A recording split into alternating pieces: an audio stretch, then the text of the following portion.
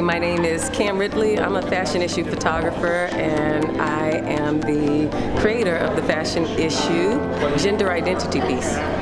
So the fashion issue is a whole series. The first project I ever released was the fashion issue diversity, and it really challenged Hollywood to show a portrayal of Black America in the light that we actually exist in.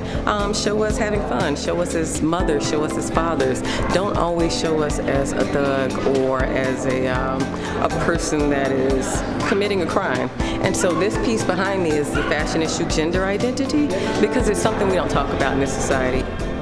It's important for me to talk about gender identity in the middle of Black history, just so we can give people a space to explore what it means to be a man, a woman, or a human for that matter, in this society without being judged.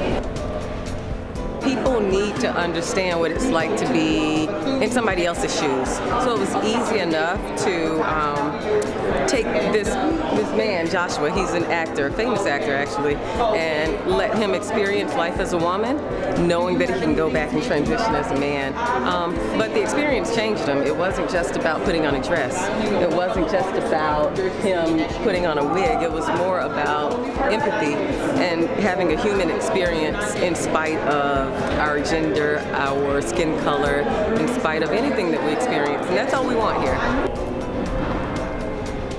My name is Tremaine, and the name of this piece is Girl Scout. It was inspired from a tale a long time ago. I used to be a Girl Scout when I was a child, and I struggled greatly with wearing dresses. Didn't like them. They fit me well, but I didn't fit in them well. I put the green to take us back to that sort of Girl Scout space, that itchy dress that I had to wear on Saturday mornings. There's a little emblem here from my grandmother's washboard. I didn't know when I was 10 that she was washing my Girl Scout uniform each time over and over again, because I only had one on this washboard. And I tell that tale because sometimes we don't know the struggles that have gotten us over. And so I'm really grateful to my grandmother. I'm really grateful to have been a Girl Scout. Shout out to Girl Scouts everywhere.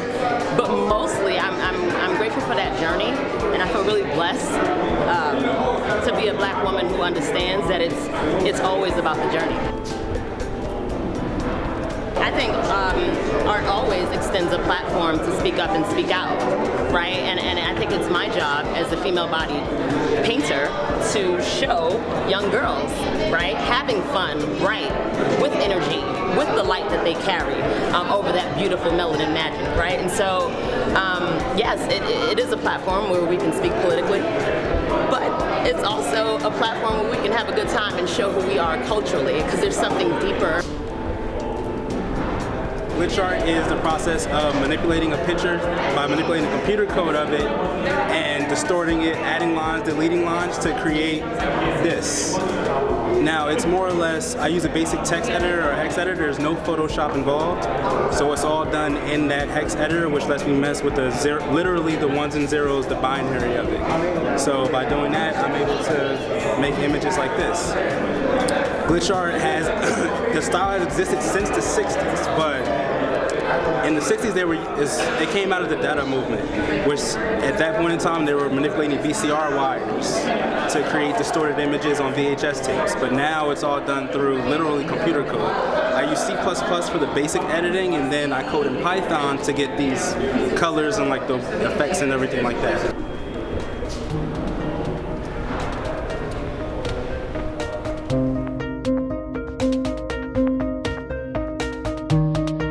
As an artist based in Jersey City, a Black artist based in Jersey City, it's amazing to be a part of a show here in City Hall. But as an abstract artist, alcohol ink artist, it's great to be a part of a show and showing them different ways that artists are able to create and show their creative expression here in City Hall. Alcohol ink is unpredictable, so you're not really sure what the outcome will be. It starts off with it being a fluid medium. The most similar medium would be like watercolor. You're not really sure of what's going to happen. So you're always manipulating or managing the medium and trying trying to be creative and really just try not to create a disaster, a beautiful disaster in some cases. And so you're really always working hard to create something that people can connect with, that they have some type of feeling for, and it's not as easy as someone that's painting in oil or acrylic that are able to structure their work and have more control over it. This piece right here is called Soul Sisters, and what I like to do with my oil pieces is tell a story through generations. So if you notice, the person in the middle is Rita Simone, and to the right over here we have Erykah Badu, and to the far left we have Esperanza Spalding. So it's kind of 3 different generations, and the 3 women are very soulful, and the 3 excellent musicians and singers. So that's how I wanted to approach this piece. I do also do the same thing with athletes, trying to get different generations. So I'm trying to appeal to the father, grandfather, and the grandson, or grandmother, granddaughter, and the daughter as well. So trying to appeal to different generations.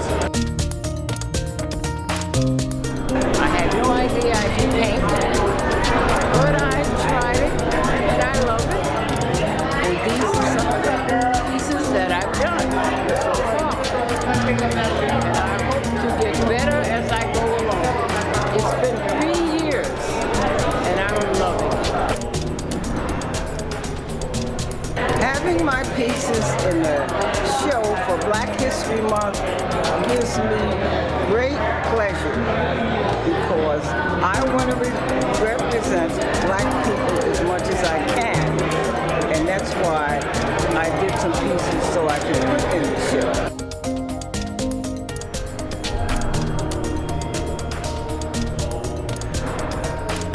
Very critical to have a representation of who we are represented in the likeness of who they were and the spirit of who they were. So this is why this piece was created. I also used a lot of colors to really embellish Malcolm X and really bring a lot of attention to the focus of who he was.